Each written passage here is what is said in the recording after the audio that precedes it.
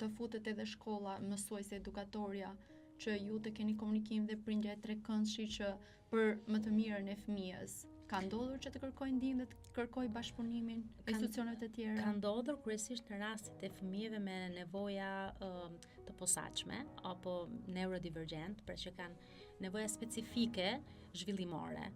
Në këto raste, ata janë shumë më të hapur për të kërkuar bashkëpunim dhe në fakt janë tërësisht të dorëzuar, edhe madje ndjekin udhëzimet edhe instruksionet me përpikmëri shumë herë në mënyrë më të përgjegjshme.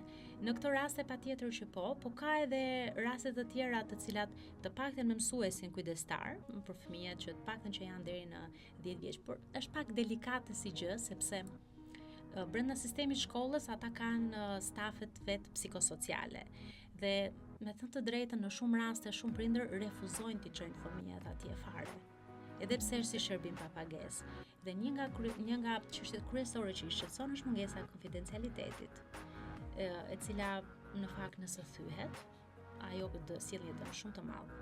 Dhe ka shumë prindër që preferojnë që t'i lajnë të shkëputura këto të dy çështje dhe të ndihmohet fëmia jashtë pa e ditur fare, pa qenë fare i përfshirë, po informuar stafi i shkollës edhe mësuesit edhe stafi